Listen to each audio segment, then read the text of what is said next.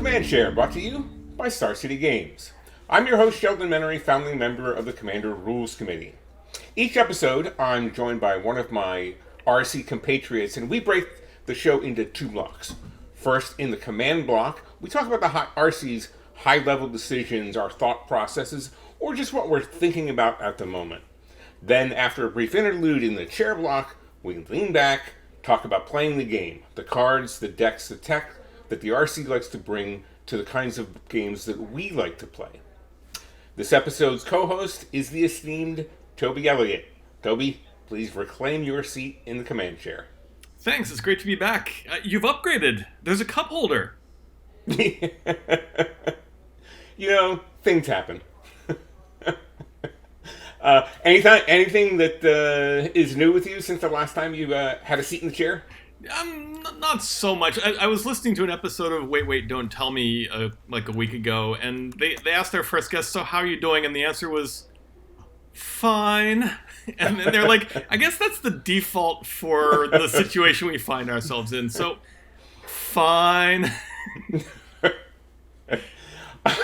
Well, you know, it's tense. These are tense times, right?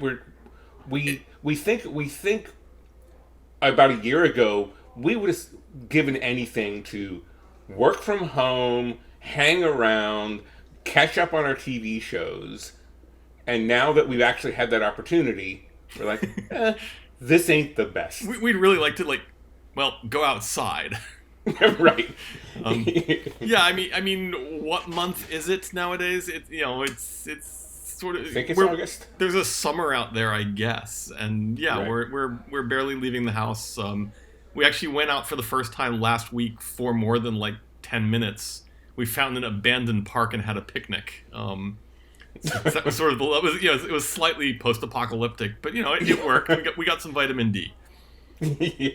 Yeah, that's post-apocalyptic. Exactly the thing I was thinking about too. It was, it's 30 days later, and all you have to worry about is the zombies, right?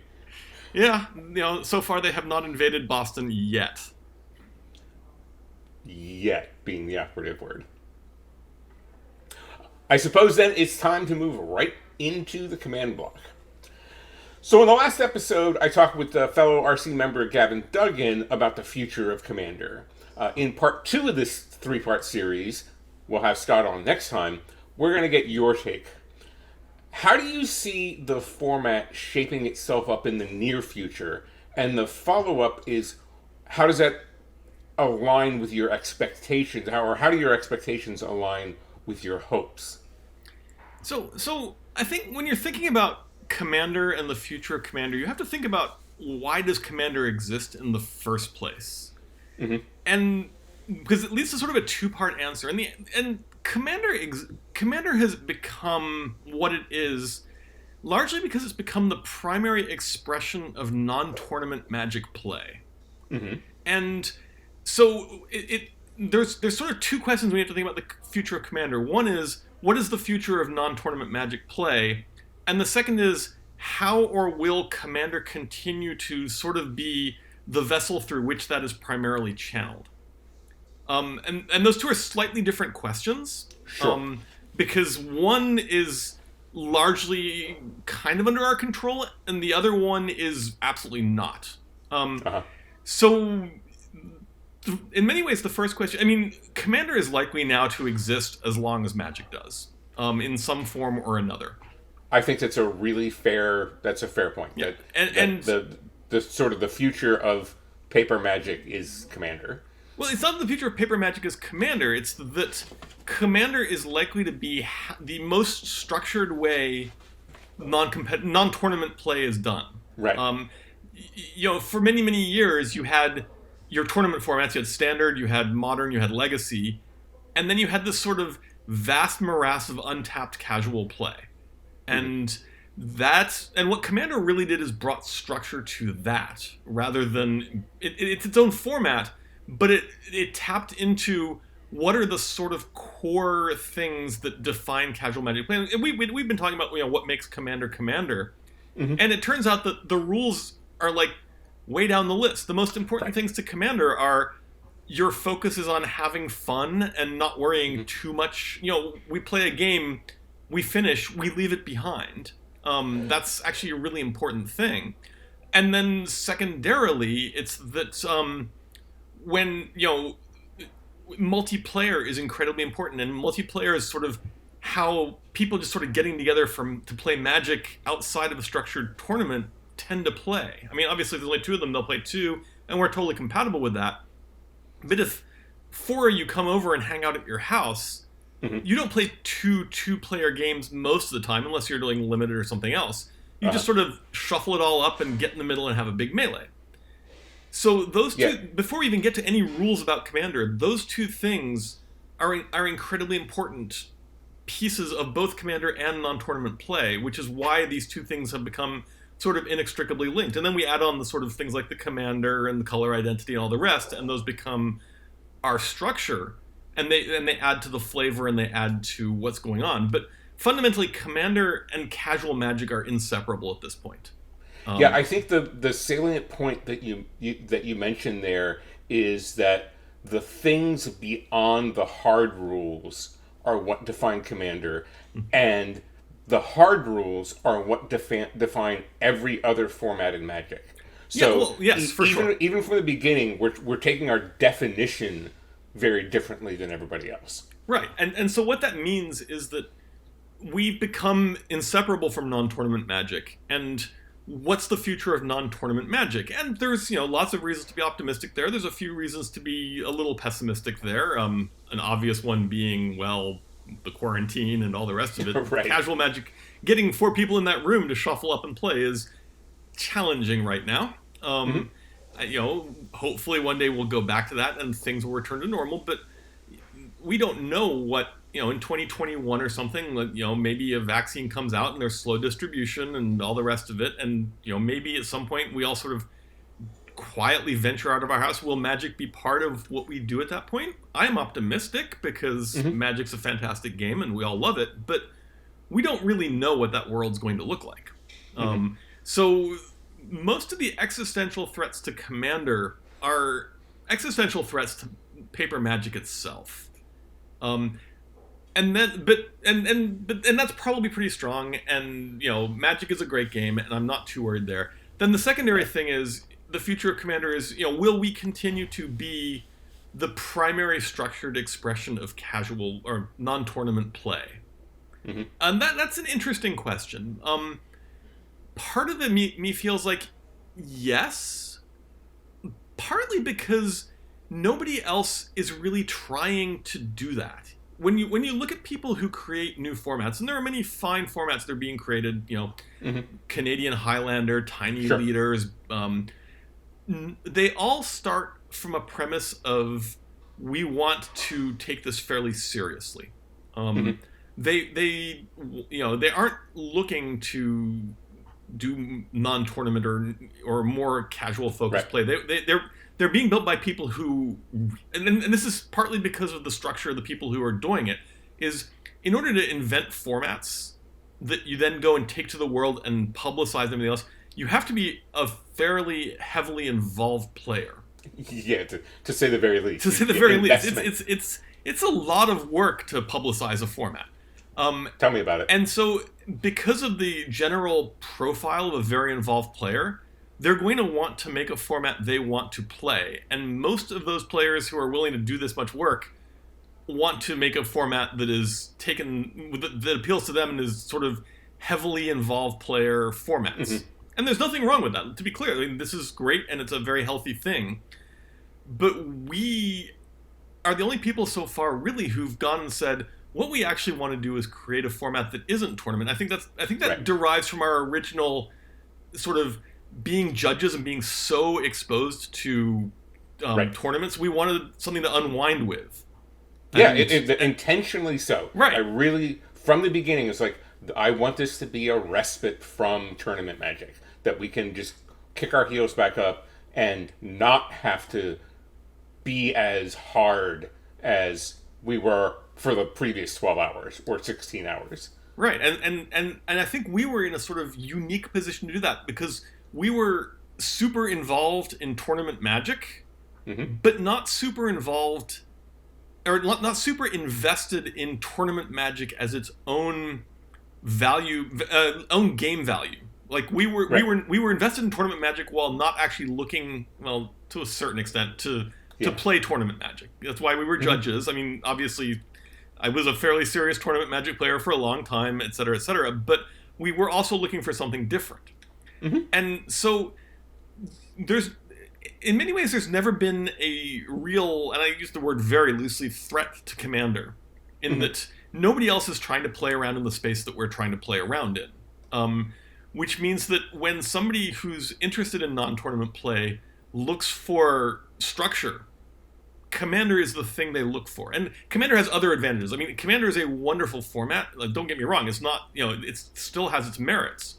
It's very flavorful. It's very resonant.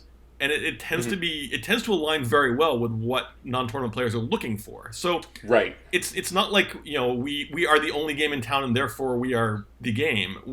It's a great version of non-tournament Magic, but it's also never had another sort of format come along to try to say, well, I think this is also a great format, and do we split the audience, et cetera, et cetera. Well, I think the problem with the approach of other formats is trying to be other non-tournament formats has been trying to be variations on the theme. They saw what our success model was and didn't want to create something new, but wanted to hop off into that. And that's very hard. When you have a Leviathan in an environment, it's very hard to be a little fish. Sure, we can certainly get to our structural advantage at that point. But even beyond that, most of the time when they jump off from our format, it's like Commander, only more serious. Which is fine. It's nothing wrong with that, and there are people who will love it, and that's great. But it's not what actually is the appeal of Commander, but more serious is not actually more appealing Commander to the vast majority of the audience. It's more appealing to a certain chunk, and that's great and fine, but it isn't. But yeah, you're absolutely right that we also have a certain level of first mover advantage. We have a certain level of we are we're too big to fail on a certain level. Which isn't to say we couldn't, and we'll get to that later, I'm sure. But these factors very much inform how I think about the future of Commander and the future of Magic in general. Is that we are so inextricably tied to an enormous chunk of Magic play at this point, and in terms of like Wizards, with the way Wizards is thinking about acquisition and player retention and everything else, Commander is, as we've seen this year, a central part of that strategy. Because Commander at this point is a central part of the sort of structured ecosystem of Magic. So, I mean, I'm very bullish on the future. I'm basically as bullish on Commander as I am on Magic in general. Because I think the two go so tightly hand in hand. I think we're in a similar space on that. I don't think that we need to ensure that we maintain our popularity. We have to make sure that we maintain our goodness. Yeah, exactly. And the goodness will be enough. I think we don't need to try so hard.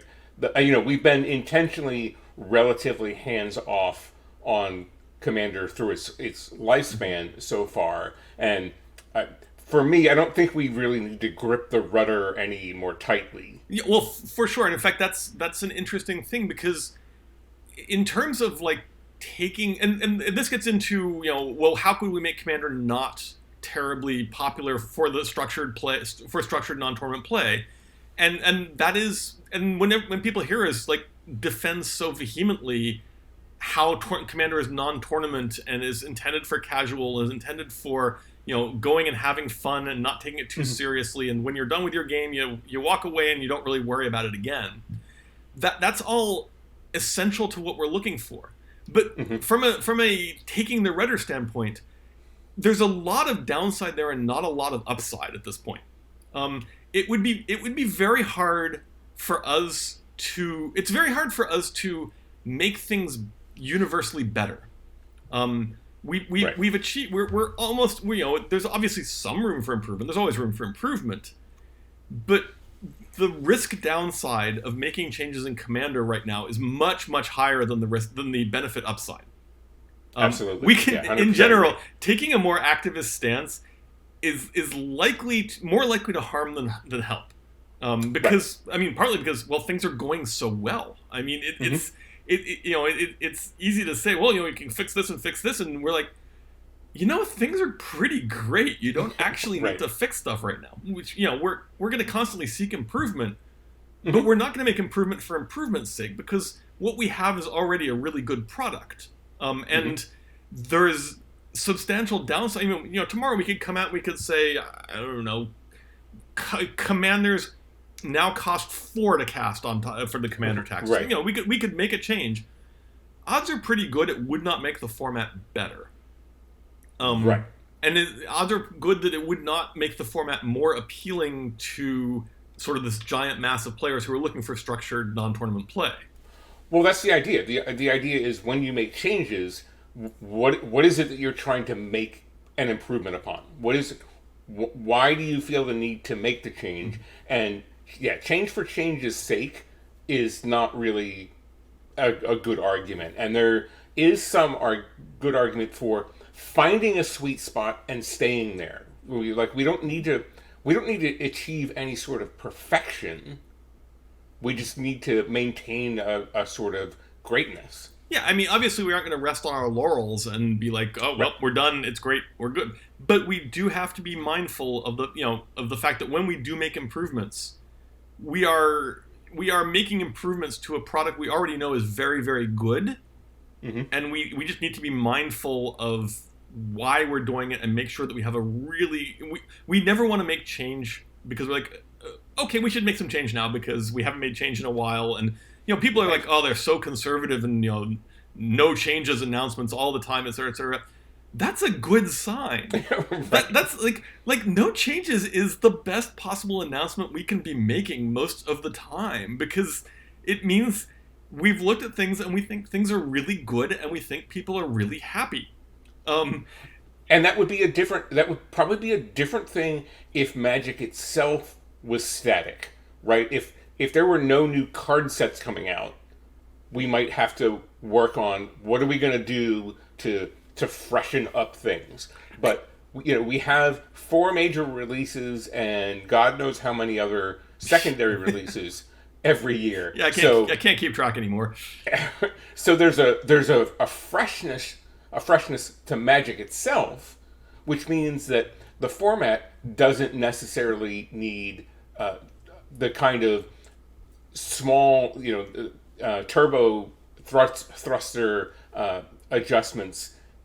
We just need to continue to move forward in the direction we're moving. I think that's a really interesting question you posed there. Like, if Magic were to stop releasing sets and we just had the card pool we have now, would we need to be more aggressive about making changes because it's static? And I don't know that the answer is yes. It might be in very long horizons. But I mean, you look at formats that really, really, really restrict and never change I'm thinking particularly of like old school right now, where it's like we have a fixed card pool that's never ever going to change. And those formats work out fine. And the Commander card pool is so huge and so non-metagame dependent that it's not like we need. You usually want to make tweaks. I mean, there's 2 reasons to make a change to a format. One is you want to shake up sort of the overall metagame of things. And then Wizards, we have a very great example of that. Wizards doing that just a week ago. Right. Like they just took the metagame cart and went, whoop, we're just throwing this thing out and trying all over again. And that was them saying, we don't like this format, we want to try to make it something better. And then you have the sort of long-term one of, we think this format has been solved is the wrong word. We think this format, everybody's sort of gotten into their niche and we want to, and there's nothing wrong with that niche, but we want to see something different. The first one I think would not happen even if we started to move to, even if we move to a no more cards world, because we aren't, the format, solving the format's irrelevant.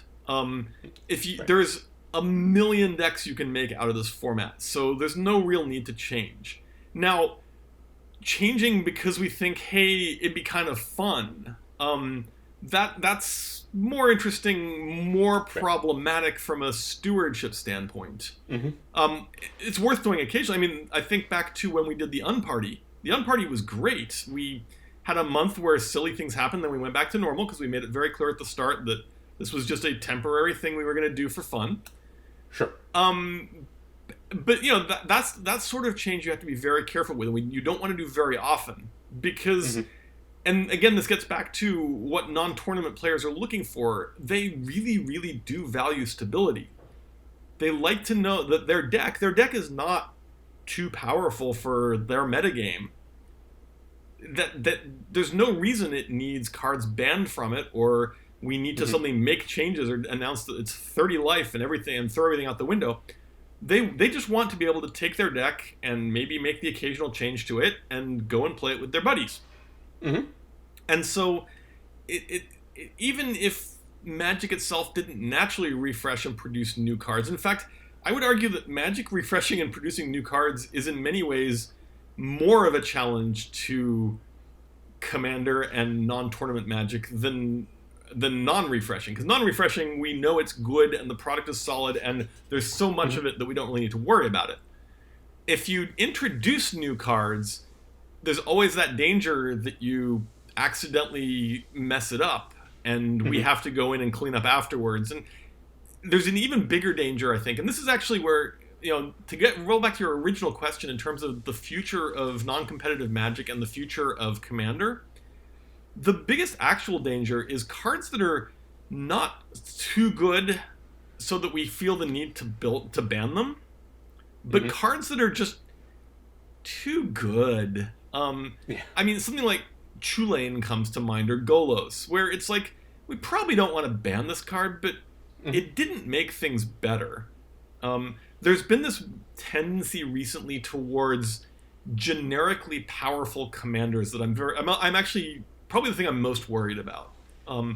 Narrow, powerful commanders are fine. Generic, useful, interesting commanders are fine. Generic, powerful commanders are actually somewhat damaging to the format because they don't make for interesting decks. They just make for, well, I can throw in a bunch of good stuff. My commander is inherently insanely great. And no matter what you're doing. No matter what I'm doing, and therefore all of my decks kind of look like the same. Most of them are 5-color commanders at this point because that's the way it's worked out. But even if they're not, you just sort of you take all those sort of best-ish powerful cards with no theme to them and throw them in a deck with like Chulane at the head, and you have a very, very, very good deck that's not very interesting, not all that fun, and not all that bannable. And that's the danger spot. That's the danger spot I worry about. And I would like to see Wizards reserve power for narrower cards. I don't have a problem if this card is great and really restricts what you can put in your deck, or really restricts what you want to put in your deck. This card is great and has no downsides or deck building restrictions. It takes some of the interest out of the format. And making the format less interesting, but not to a bannable level, is actually where I worry. Yeah, like Cyclonic Rift, if it costs blue 4 instead of blue 6, would be an example of a sort of not threatening card. Yeah, right? You have to commit to the theme instead of just tossing it in anywhere you go. And even that's a fairly generic effect. So when you have a generic effect like that, you want to limit its power. Where you want to go with narrow effects are when you create, and you can still make a deck that's too powerful and narrow, a command that's too powerful and too narrow. What tends to happen there is you put a really cool effect on a card, and then they decide that's not enough. We want to be even splashier. I'm thinking for example, that dinosaur that turns your first cycling cost into zero. That's a cool build around ability. I'm actually a big fan of that on a card. Yeah. Why do we need a second ability there? I would have built around that first ability. And now that second ability, it's like, well, we just kind of pushed it over the top for no real reason. Well, there's this constant struggle in Studio X when it comes to designing cards and developing cards to push the envelope, to make them more exciting, right? To make them the most exciting without the vision. I think what happens in the design process is you get tunnel visioned on your product or the set that you're working on, and you don't necessarily think bigger picture. You sometimes think, especially if it's a standard legal product, about the sets that are going to be on either side of you. But for an eternal format like Commander, it's what's really cool now. And I think the temptation to staple one more thing on there is really difficult to resist. Yeah, because of course, Wizards has this fundamental balance they have to strike with. They want to sell Magic cards. And in order to sell Magic cards, you have to be like, I have to make this look really cool. And there are really good ways to design to do that. But there are also very easy ways to design to do that, which are dangerous. And the easy ways to design are you take the previous thing and you make it better, because now it's cooler, it's better. Right. The problem, of course, when you're in an internal format is you're constantly chasing that better, because now that card you've put into the format is there forever unless we have to go and ban it. And we don't want to ban unless we have to. No, absolutely. But we don't. But so next time around, you're like, well, I have to make a card that's cooler than that. And that spiral is ridiculous. It gets very problematic. And somebody at some point has to sort of be like, we need to rein this in and pull it back and understand it. And maybe we need to coordinate and figure out how to pull back that power level overall in Commander. And that's where I sort of look at this stuff. Now, it is possible to make powerful, interesting looking cards, but they just have to be very niche. Yes. Or they have to be. They have to be half of an. The best way to do it is you make half of an interesting card. Where it's like, okay, this will give you a really cool effect, but you gotta like make your deck work with it. You gotta find something else to create the big splashy thing, as opposed to the card itself being the big splashy thing. Yeah, this is the whole setup and payoff on the same card is a problem in a world where you're also trying to make the next cool card to sell your set. And so, I mean, I'm not saying this is an easy challenge for Wizards, but this is where they have to focus and think about, especially in supplemental products where they're like, well, we can do whatever we want here because it's an eternal format and the answers are great, et cetera, et cetera, et cetera. That's true, but it's not, it's kind of missing the point, because when you put more of these out here and we can't band to keep up with them or don't want to because they're not individually that problematic, you do get to a point where casual, they do a lot of research on casual play. Sure. It's very hard to research. We've explained this a lot over and over again, is that understanding casual play is incredibly difficult. But they do market research and things, and maybe they have discovered that what casual players really want are insanely powerful cards. I mean, and maybe it's just that you and I are old fuddy-duddies and are like, well, we want our cards to be difficult and challenging and intellectual, and maybe they just do want the easy answers. But that's where I worry that, in particular with Commander, because of the structure of Commander puts this very powerful recurring card into the game. If that becomes too over the top, and casual players eventually decide that it's too much dessert, essentially, and move on to something which is maybe powered down a little bit from Commander, because, well, we all sort of powered up these Commander decks and now they're not broken in a sort of CEDH sense or like insanely combo or anything else, but they're just too generically powerful to make for interesting games. That to me is the existential threat.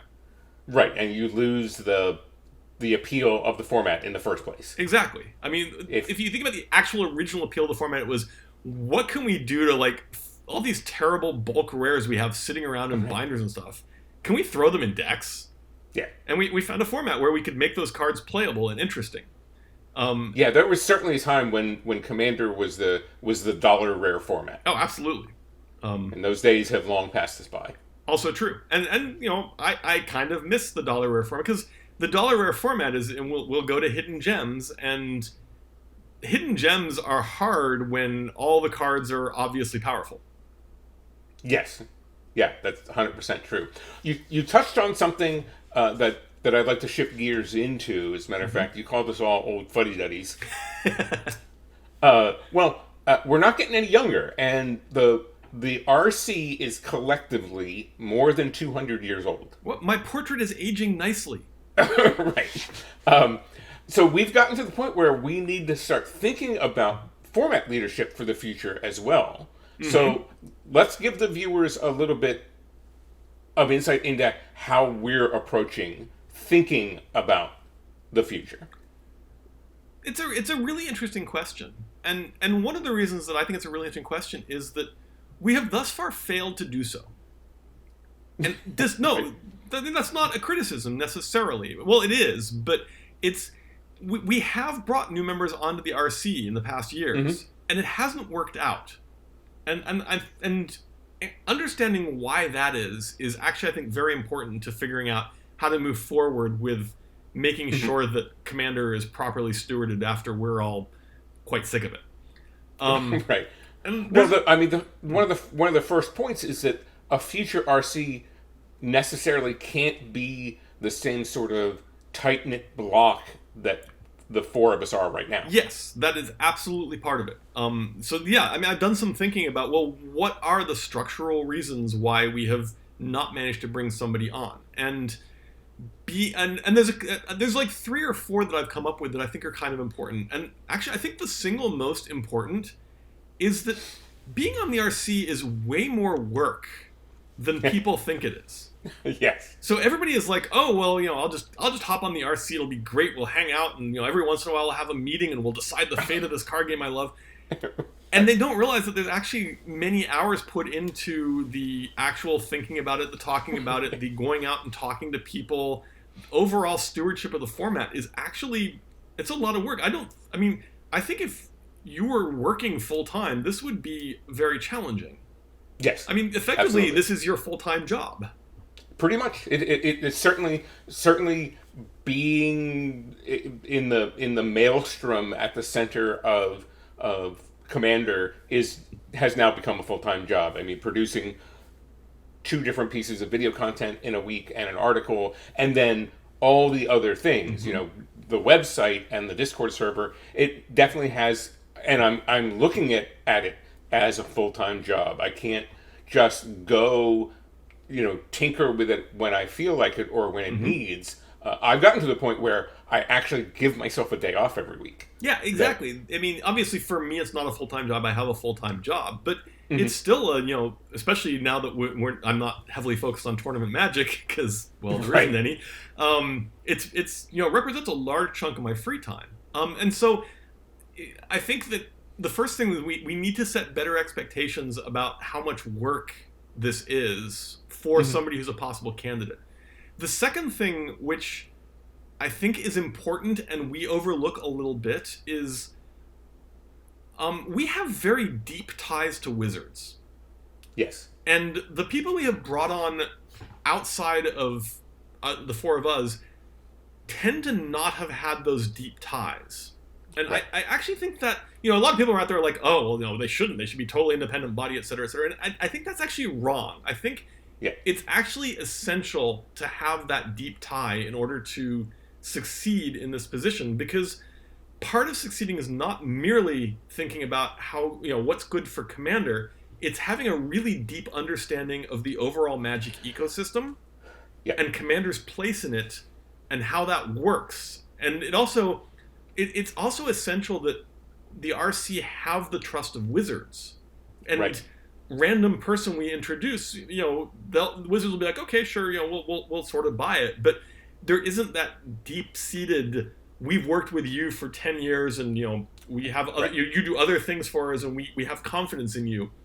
And that actually I think is very important in terms of like future RC members. They have to have earned Wizards' trust so that they become a relevant voice. And without necessarily being too deeply entrenched, like, a bunch of Wizards employees, is the wrong choice. Yeah, too. no, I mean, obviously, we don't. That doesn't mean there's a requirement that they are a Wizards employee or full-time or anything, and it also doesn't require that you become a yes man for WotC. I've just spent the last however many minutes, Absolutely. talking about the dangers of design. Right. But it does mean that because we are not necessarily always exactly aligned with Wizards, because they have different requirements. But it is important that we have fairly deep understanding of Wizards' needs and Wizards' expectations, Right. just in terms of the overall what is Magic, not just what is Commander. Like, thinking solely about what is Commander is actually counterproductive for Commander, because Commander is part of a much bigger overall thing. And in order to properly steward Commander, you have to really actually understand the overall thing as well. Yes. I agree with that 100%. And so just bringing in somebody because we think they have really cool Commander ideas or are a nifty game designer or format designer is actually setting them up for failure. Because what they really need to understand is Commander's place and what Commander does. Well, is it part of our responsibility to help them understand that? Is it our responsibility to shepherd those people into that understanding and capability? Yes and no. It is. But I don't believe that we are capable of doing that. In terms of, like, the level, like, we ourselves are not, we gained that, we didn't gain that insight because somebody trained us. We gained that insight from years of working hand in hand with WotC. And we can impart some wisdom, but I can't train you to be a carpenter by telling you what to do. To a certain extent, you have to go out and you have to practice it. You have to internalize it. This is not, develop the tool set, if you will. Yeah, I mean, this is not an apprenticeship technically, but there's a certain level of, you have to have gone and established you have to get your reps in, essentially. Whether that's and this is partly why content creators are so appealing, is especially ones who are not Commander-specific content creators, but are sort of overall Magic content creators, because they have done a lot of reps. They understand how Magic sort of works internally, how the overall ecosystem is. They can make calls for not just what's good for Commander, but what's good for Commander in the context of Magic in general. This is why judges are very, very good for this, is because judges really understand all of Magic. They can say, well, okay, this is how tournament formats operate, and as a high-level judge, I've spent years working with WotC and understanding how they tick. This doesn't mean you necessarily have to agree 100%. And like you said earlier, you don't need or want yes people in the mix, but you want to make sure that they understand how to have a good working relationship with somebody. They have to understand how you operate as an independent but codependent organization. Yeah. Productive disagreement is one of the most essential skills of being on the RC. Absolutely. And that's not even going to Wizards. That's just between the four of us. That's just in between. Just disagreeing and going off in a huff is not actually very useful. Disagreeing and making your points, acknowledging other people's points, coming to a conclusion, and then backing that conclusion even if it wasn't necessarily where you want it to be, is actually an incredibly valuable life skill in general. But in general is also really, really valuable. So we've got the need for understanding the overall Magic ecosystem, and the fact that people who aren't deeply invested like that probably will struggle. We've got the amount of work that's in there. We do have, and this is more of a challenge for us, we do have the fact that we tend to lean fairly heavily on the fact that we are dear, dear friends. The four of us have established shorthands and trust levels and just generally the ability to yell at each other safely and just general safe spaces because of our ongoing friendship. And introducing another person into that is very challenging. Not just because they won't have sort of our lingua franca of how we talk and discuss and everything else, but they don't have the same security that we have. That was the exact word that I was going to use. That we can be safe in and secure in vehemently disagreeing with each other, and know that it's not any threat to the underlying structure of the relationship that we have. Right, and so that's probably very intimidating for somebody coming in. Even if we don't want it to be, right? Even if we actively try to bring them in and actively make sure that our long-term relationship isn't being exclusionary to them. Right. It's a really hard position for the next person to be in. Exactly. The next generation of the RC probably won't be 4 friends making this work. Right. It will be much more like a traditional board of directors. Right. And then the question becomes, does that structure work for the RC? That's itself a very complex question. It is the fact that we have the ability to sort of just drop everything and like hang out and figure stuff out actually an essential part of making Commander work. We certainly established more structure as we brought in the CAG. Now we have the official CAG meetings, we have official RC meetings. We had official RC meetings before. They were frequently, Scott and Toby are at Sheldon's house, let's phone him and have it. Right. We did that a couple times, and then the other members of the RC didn't make it. They had disappeared or weren't available or weren't comfortable in that structure. I mean, whatever it was, that didn't work for them because we couldn't just go and hang out. And is saying, well, now there's a new RC, it's a board of directors, and this is how it works, and they have this formal meeting and this formal meeting, and that's the only structure. Do we lose the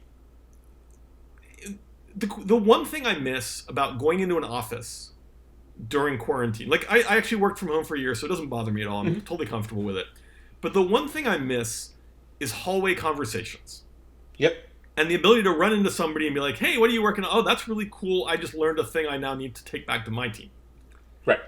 And we do a lot of hallway conversations. Now, we do them in an internet era where it's hallway conversations where we're all hanging out on Discord and, but also when, back in the days when we could, we'd come down and hang out, and, lots of random Commander stuff got discussed just because we were sitting by the pool playing Commander. That is actually an essential part of a good functioning group, is the serendipity.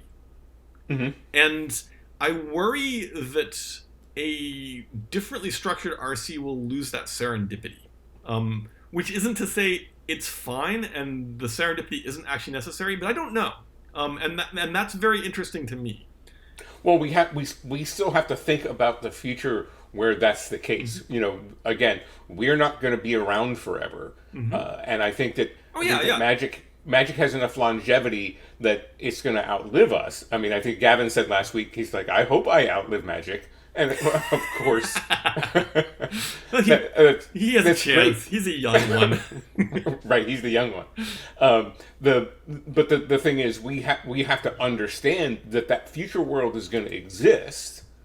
So what do we do to best prepare the format for that future world? Well, exactly. But so what I'm getting to is that we've established these sort of by establishing why it hasn't worked in the past or what has worked for the RC. We can take steps to figure out, what does this mean for who is demographically suited for this sort of... I mean, essentially, you have to find people who are... Well, we have to trust them. Ignoring everything so far, we have to trust them. We have to believe they have the shared vision we have. There's no point in bringing in somebody with a completely different vision who will just argue with it all times. Right. That's not actually... It sounds like this great, Lincoln... cabinet of rivals thing, but it doesn't actually work because first of all, you're outvoted, unless eventually they get to the point where they have the majority, in which case the format radically shifts. But you're outvoted and you're frustrated. because you're like, they're not listening to me. And like, yeah, we're listening to you, but what you're saying isn't actually compatible. Yeah. So they have to share our vision. We have to trust them. They have to be prepared to put in a lot more work, and that's expectation setting, but it's also willingness on their part. Like, they can't just be like, oh yeah, I'd love to do it. I'd love to come in and like give my opinion every once in a while. And maybe that's actually an interesting thing where we say, is the RC the correct structure for leading forward? Is it better to have just a much expanded CAG and voting? And I don't know. I mean, I'm not saying that is. I'm just saying perhaps the structure of the RC is not in fact correct. But even setting that aside, so they have to be willing to come in and do the work. Wizards has to totally trust them. And we're getting to a point, and some of that may be us setting that person up so that Wizards trust them. And maybe figuring out with Wizards how we get to that point is actually an interesting conversation to have. The judge program is an obvious place to do that just because that is a place where Wizards has set up some trust. But again, the judge program is now a lot more separate from Wizards than it was back when we were judges. Right. So it's not ideal. It's tricky. Demographic. The odds of us finding somebody who's like hitting all of these sweet spots is pretty close to nil. So now we have to say, well, which of these are more important and less important, and how do we get that person? The person we've identified who's got 4 of the 5 criteria. How do we get them the 5th criteria? Or how do we make this clear? And then we have to do our stuff on our end to make it very clear that this is a very safe space for discussion. You can say what you want, but you have to understand that sometimes you will disagree with a conclusion and have to like support it. Right. We will have to adjust our structures to work less on hallway conversation based stuff, or make sure they're involved in hallway conversations. Right. And have the desire to be. Right. And part of the point there is that what makes somebody a great CAG member might not necessarily make them a great RC member. Sure. But the deeper point is, the question to my mind is not how do we bring people onto the RC? I think that question is actually premature. The first question is, how do we ensure the people we have brought onto the RC are successful? And then we have the discussion about, based on that, how do we expand the RC? How do we make the RC work? What do we do next? Well, I think that wraps back around to our point of thinking about what does the format and the RC look like 5 years in the future. Exactly. And then figuring out how we get there and how we help the people that want to be part of that or need to be part of that get to that point. Right. And the final thing I'll say on that, I think we've pretty much covered this, but the final thing is, it's important that whoever's on the RC is thinking long term. Yes. Like, I'm not interested in somebody who wants to come and serve on the RC, get bored after 2 years, and take off. Because, it doesn't matter that they have brought some valuable insight. They probably have. But the RC itself is in it for the long haul. And long haul, it's obviously in it for the long haul. We've been doing this for 15 years now or something, 15 years. And that continuity is very important. And a rotating cast of people coming in and out for a couple of years, maybe that would work as a structure, but it feels like that's, I'd rather have people who are, genuinely interested in long-term stewardship of the format. You say it's necessary to change the RC, and I absolutely agree with that, because we do have to plan for the future. But I would like to, similarly to how we approach changing the format, I would like that change to be measured and infrequent. I would like to not be in a position where we have to constantly be changing the RC. Yeah, I agree. That's 100% correct. So success to me is the 4 of us retire, and the next 4 people take it over, or the next however many people take it over, and there's not another change for 5-10 years. Or maybe gradually every 3 years we add a new person, and by the time the 4 of us are no longer involved in the format, there's this new group, but they're also adding people at this incredibly slow cadence. The goal is not, because again, we want a format that represents stability, especially in times like now where the tournament formats are seeing increasing instability. Right. We want to be seen, we're the very, very gradual change you can believe in crew.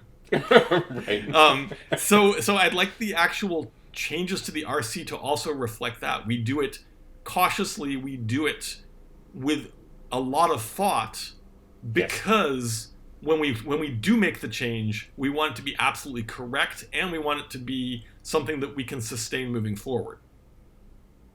Yeah, absolutely.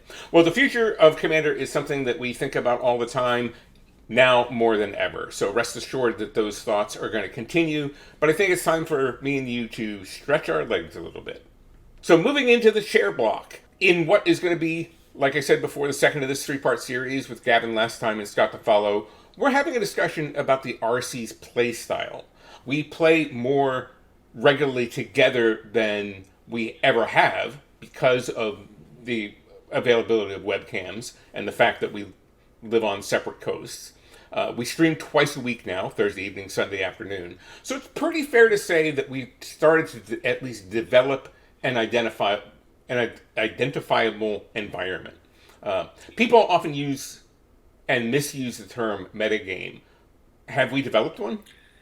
Yes and no. The answer is yes. We have developed a metagame, and we'll get into that in a minute. But what we haven't developed is an evolving metagame. We aren't... And so for those who aren't familiar with the concept of an evolving metagame, the evolving metagame is a very much a tournament construct, because what it is it says, well, this deck was the best deck last week. I'm going to modify my deck to be stronger against that deck.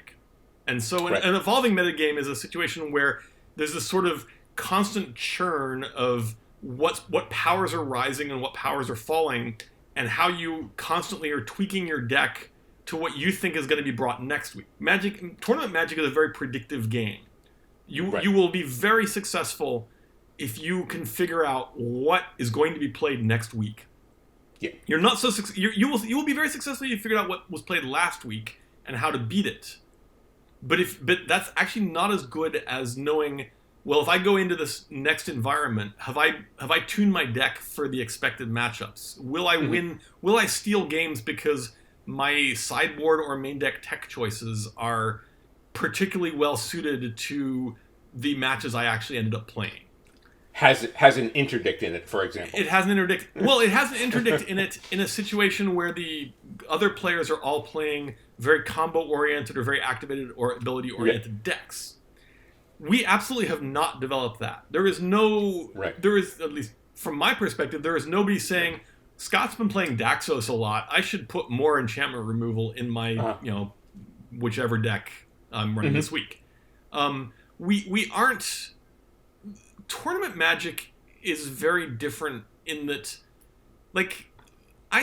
when you leave a tournament, you spend a lot of time dwelling on your games, and in particular your losses. I have losses from literally Odyssey block that to this day I still dwell on. I'm like, I made that terrible play there, and that cost me a chance that that was in the semifinals of a PTQ top 8, and that cost me a chance at a thing. I still dwell on those. There is no Commander game I have ever left, and a week later I'm like, oh my god, I should not have made that play, or I had the wrong line there, or whatever. Every once in a while I'll be like, a week later I'll be like, oh my god, that was still totally amazing, but that's a totally separate problem. So there's not a, oh my god, Scott's Daxos deck beat me this week, I need to make sure next week that I am equipped to play it. And so we don't have an evolving metagame. We aren't constantly changing up. Our decks get changed. The main way our decks change is a new set comes out and we see 2 cards in it that we're like, that'll be awesome in Heliod. Right. We never tweak our decks for what we're doing. I mean, we tweak our decks occasionally, and if I'm like, that card was way less fun than I thought, I'm pulling it out and finding something else. But we never tweak it based on our opponent. We do, however, have a very strong metagame. And I think Scott, I'll be interested in Scott's take on this next week, but because Scott summed it up as, we treat Commander like a board game. Magic is at its roots a board game, but Tournament Magic is kind of not. It doesn't follow the rules, sort of the unspoken rules of board gaming. Especially board gaming. Obviously, the rules of board gaming at extremely high levels, deeply competitive Scrabble or whatever, are different. But there are some basic assumptions of board gaming that I think are very pervasive in our metagame. It's concepts like we don't tend to pick on the player who's obviously struggling, which is true of board gaming too. In a board game, you tend to go for the leader because you're trying to bring whoever's in the lead down so that you can overtake them at the end. And we apply that to Commander 2, even though the end of Commander is a little less defined than most board games. Most board games have an end state that you reach after a certain time. Mm-hmm. Mars has been terraformed. Mars has been terraformed, exactly. Okay. And so, there's lessons. It's actually a stronger play to take out the leader in Mars because you just want to be on top at a certain point.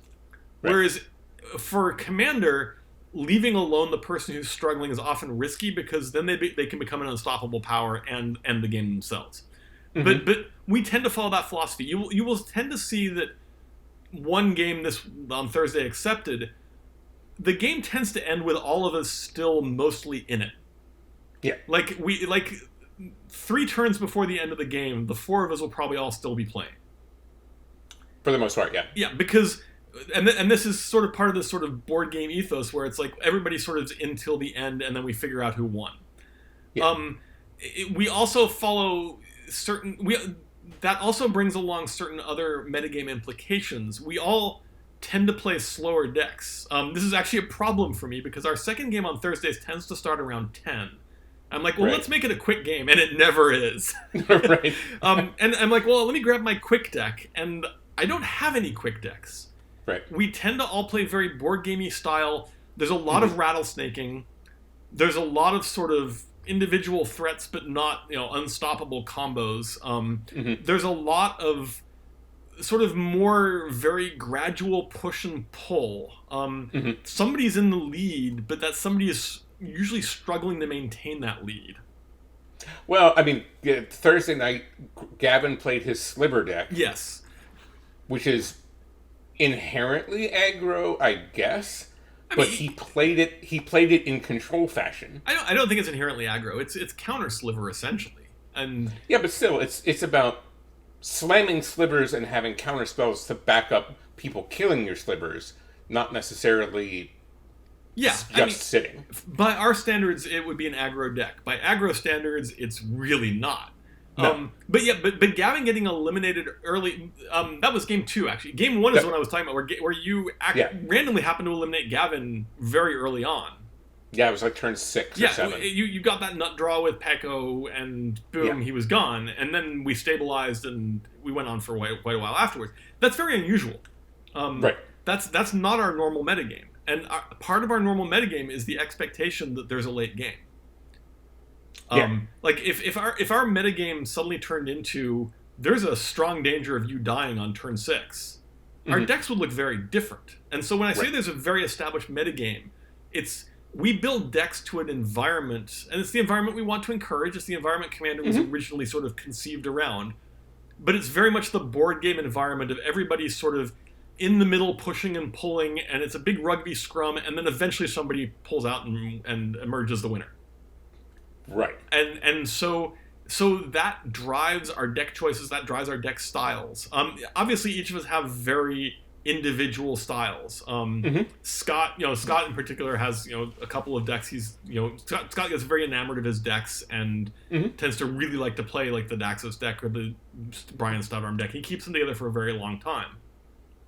Gavin is sort of the slightly more wild cardy element. His decks are wildly varying in power level and wildly varying in theme. I can be confident that you are going to ramp and draw a bunch of cards at some point during our games.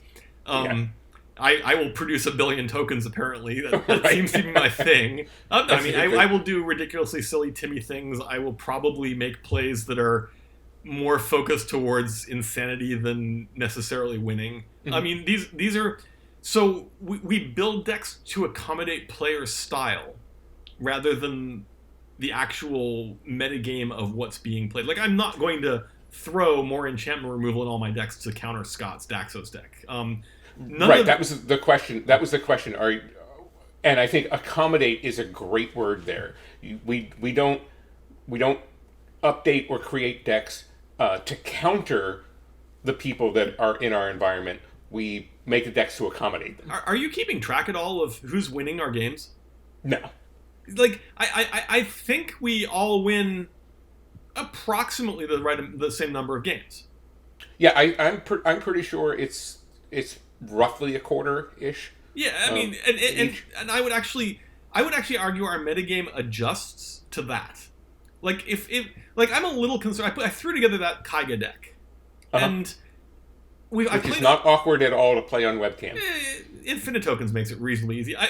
It's not terrible. It does individual game controls, so it's not like there's it's not like Warp World. It's a little pushing it, but I did want to build a Death Trigger commander in Kaiga.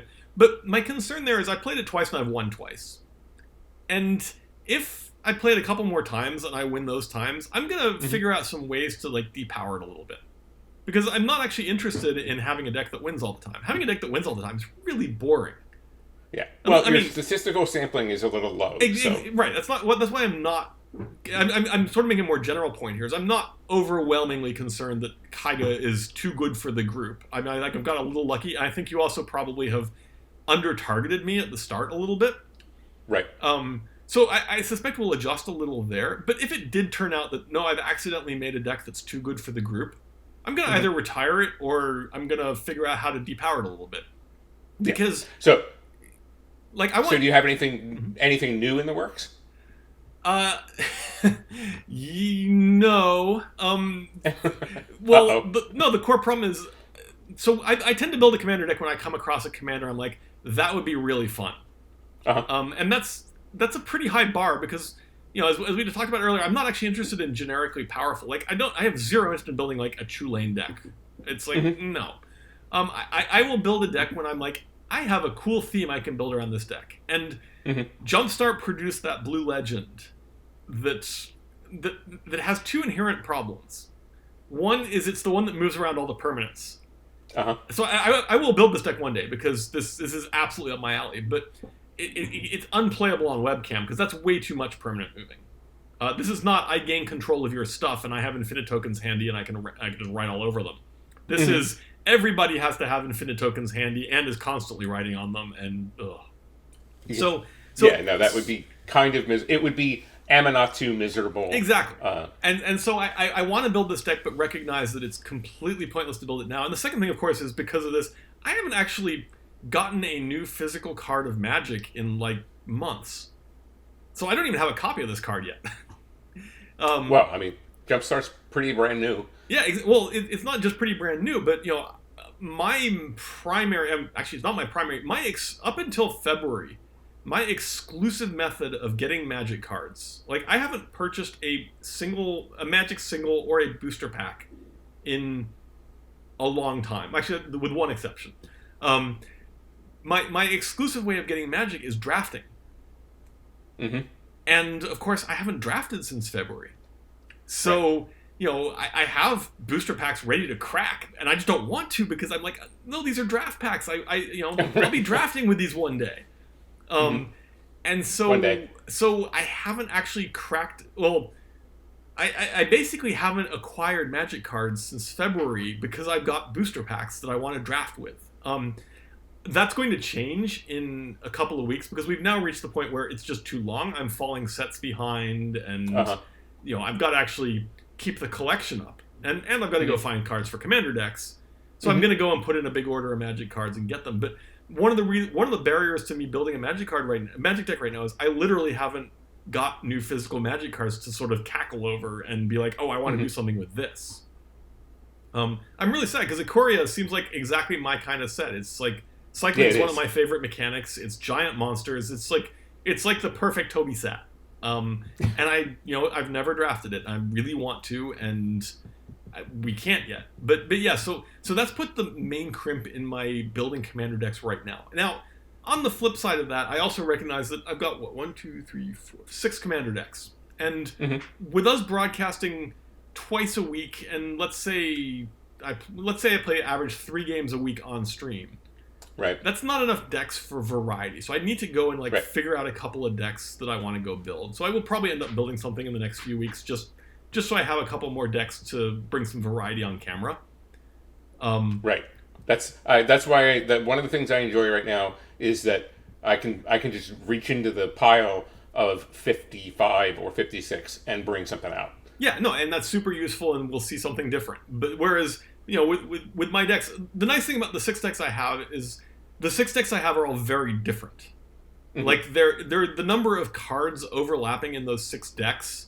I mean, they all conform to, as I said, the sort of RC metagame. They're very board gamey decks. They're very gradual incremental advantage, push, pull, rattlesnake, etc., etc.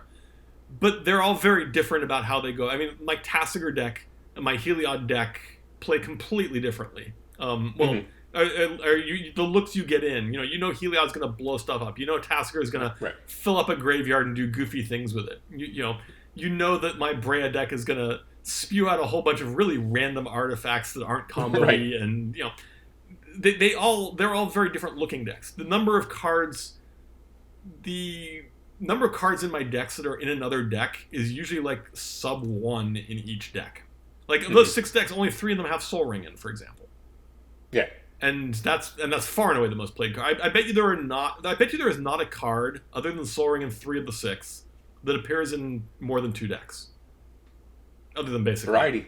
That's variance. Variance is one of the reasons that a singleton format is great in the first place. Right. So so going the same way with your decks is a good idea. Right. If I go and build another graveyard-based deck, it's what the point? I already have Tasigur. So I've got to go find a theme that I want to play that... And the other problem is that... And this is actually, to my mind, one of the big downsides of Commander popularity is that I don't want to go build a deck that everybody else has already gone and done. Right. And that's getting harder and harder. I would like to build a cycling deck, because cycling is one of my favorite mechanics. Mm-hmm. But I've already seen some really good cycling decks that have been that have been done, and they're fun and are done really well. And what I actually did there is my Brawl deck was a cycling deck. But it's increasingly hard to find themes that aren't already quite thoroughly mined. Which is why an influx of new, interesting, quirky commanders is so important to the format. Yep. The best commander from the new core set is the dog and cat one.